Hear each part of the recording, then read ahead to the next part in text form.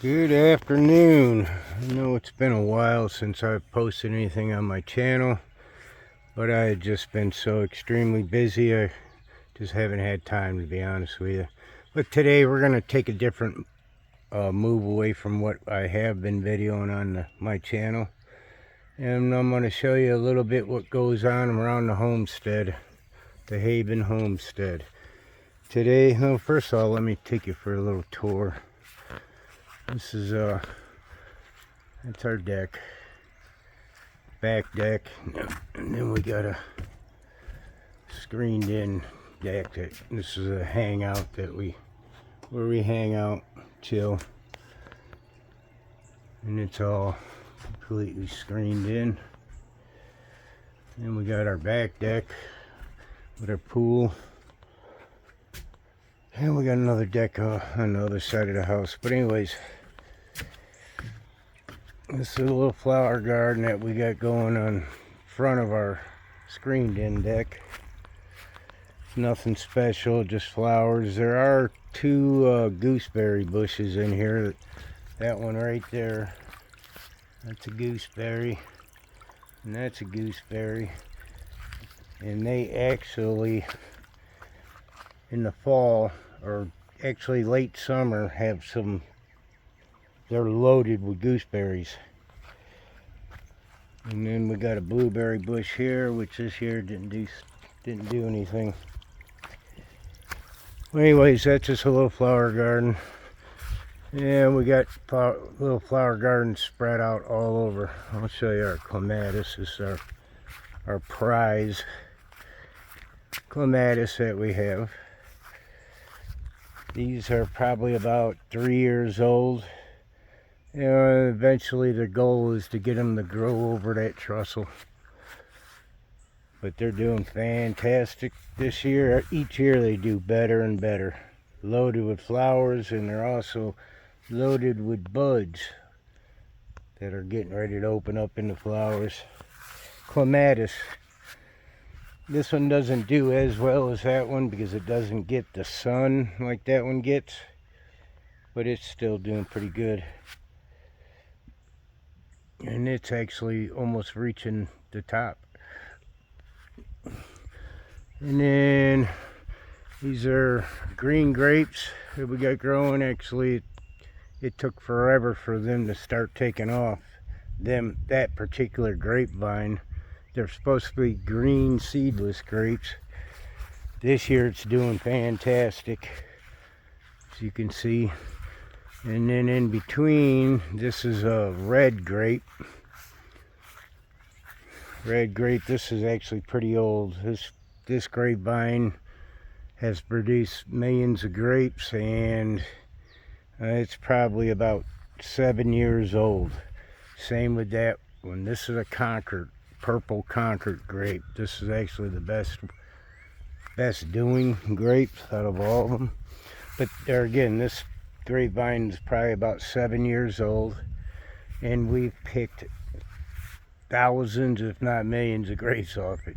I try to cut it back every other year. I'll cut it way back down low, and then eventually they'll go across some trussels, and you just walk up under here and pick grapes off them.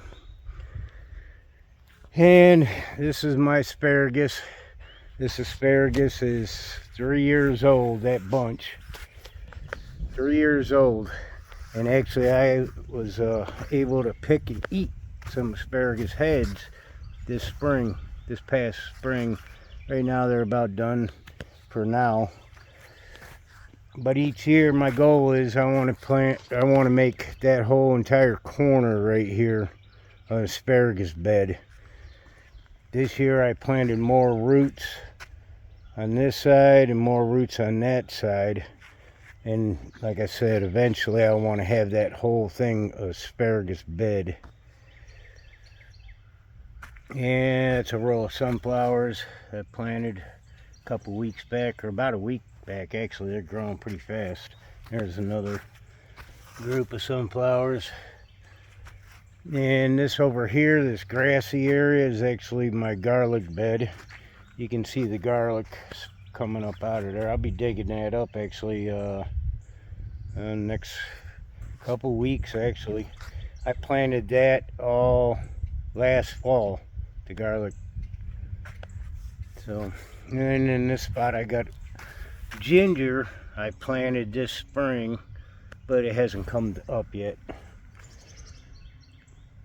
It's our guard dog, Odie. That's our guard dog, my baby. He's my shadow. Anyway, today this is our garden, and today we're gonna put down covering over it. It's ready to go. I've probably tilled this garden 4 different times this year so far, this spring. I usually till it in the fall. I'll load it up with chicken manure, and I'll cover it, let it set out for a couple weeks, and then I'll till it under and let it set all winter. And then first spring, actually, the garden looks nothing like this. By spring, the garden looks like that. That's how fast the grass grows here in Tennessee. But and then first spring, I'll till it up. I'll till the manure up into the soil, let it set for a couple weeks, and then I'll go ahead and I'll cheat, and I put 10-10-10 fertilizer and lime all on the dirt. This garden's been here. I've worked this soil for this is probably my 4th year working it in this spot. So here in Tennessee where we live, southern middle Tennessee, the soil is clay and it's hard. And this right here, this stuff is, I've worked this soil so much that it's beautiful. It's soft and it's like powder. And it's well nutrient it has a lot of nutrients in it. But today we're going to put down the covering. Last year we put down ground covering, because I cheat and I put down ground covering because the weeds are so ferocious down here that you'd be weeding this garden every other day. And if you didn't, the weeds would just take over so fast you'd lose the battle. But last year I bought this cheap ground covering, which this is my wife's spot. She's got stuff planted in there. But anyway, by the time fall rolls around, when you want to pull this stuff up, it's already deteriorated and it just comes out in little tiny pieces. And plus, last year that stuff didn't work well at all. Weeds were growing up underneath it. Very disappointing. So this year I went a different route, and I spent a little extra money, and I bought the heavy duty. This is supposed to be the heavy duty ground covering. So I'm gonna try that out this year, and hopefully it does a lot better than it did last year.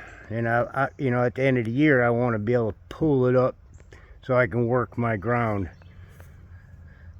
But that's it. I'm going to take you a little, I know it's a little boring, but I'm going to take you a little bit step by step of covering my garden up with that stuff. I hope I got enough. That's 200 feet. It'd be close. I don't think I actually have enough, but it'll be really close. So, and then after that, I don't have my vegetables yet to plant, but I picked up this morning, I do have peaches and cream corn, so I will be putting them in the ground today. And yesterday it rained pretty much all day yesterday, so it's a time to plant, and it's late April. I don't even know what the date is. It's late April, and we got another half a week to go, and it'll be May 1st. And the rule of thumb down here is usually after our blackberry winter, which we've already had. That's when it's time you can plant, or by Mother's Day if you really want to play it safe. But usually by beginning of May, my garden's in already, and I usually don't have any problems with the frost. So here we go. Let me unwrap this right here, and I'll show you how I do it, go about putting this stuff down. Hold on. All right, actually it's pretty simple putting this stuff down. all I do is put it down, and what I'll do is I'll take these side staples. That's a side staple, and I will fasten down. I'll fasten down one corner first. I'm gonna fasten this corner down. Let me pull these weeds out of here. I'll fasten this corner down first. That way I can steer it as I'm unraveling it, and I'll overlap the garden a little bit. Yeah, this wheel's just a little hard right there. And I'll put two in there just so it holds well. Yeah, I'll press them in as far as I can, and I'll come and grab my trusty hammer and put them down, finish putting them down, and I'll pound them in all the way. Yeah, when it comes time in the fall to pull this stuff up, I usually end up missing the staples end up pulling out of it, but I end up finding them when I'm rototilling.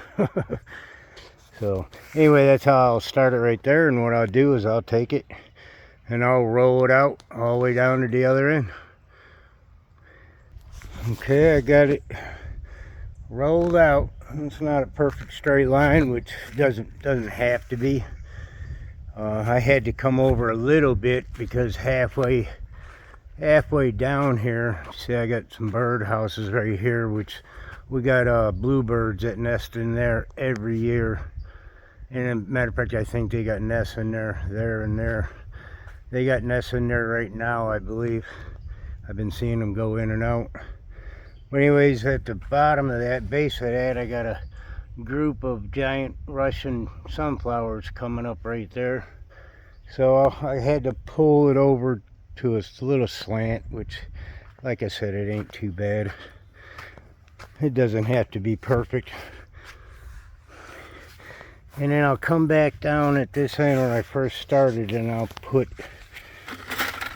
another staple in an opposite corner. That way it holds it nice and tight. I was able to push that one all the way down. Okay, so now I'll come back down at this opposite end. There's our chickens over there. Chickens, we got chickens and we got one duck.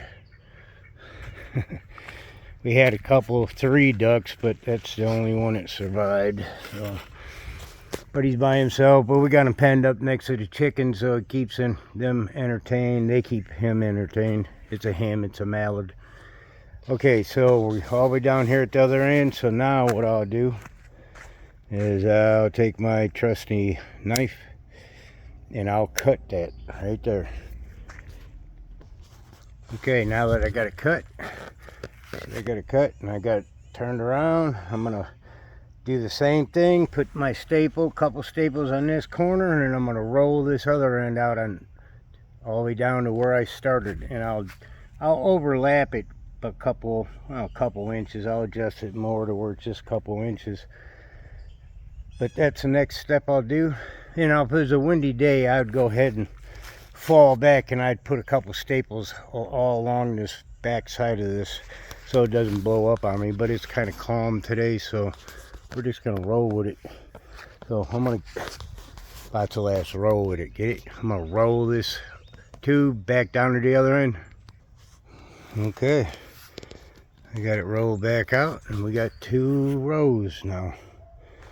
So what I'm going to do is get my trusty knife out, cut that, place it on here, and I'll keep doing that. But before I get too far though, once I cut that, I'm going to fall back, and I'll go, now that I overlapped this sheet, now that I've overlapped it all the way down, not by much, just a couple inches, now I'll go and put a couple staples all the way down through there so the wind doesn't blow it. And I don't have very many staples. Them staples are from last year, and I forgot to pick up some more, so I'm going to try to use them sparingly. And by the way, before I started this, I went ahead and I leveled out the garden as best as I could with a hoe and picked up any kind of debris or rocks that may have been in there. So it's all clear, and it's pretty good, much flat. I mean, there are some little valleys here and there, but it doesn't matter. Okay, so let me cut this and let me put some staples in there, and we'll just keep going. Okay, well, I ran out of stakes sooner than I thought I would, so I'm just going to put bricks at all the spots that need it. You really don't need to use staples, but you need something to hold it down for when the wind blows. It ain't going to blow up on you. So, but anyway, I got 1, 2, 3, 4 rows done. I don't know if you can see that, 4 rows, and it's just about got half the garden. So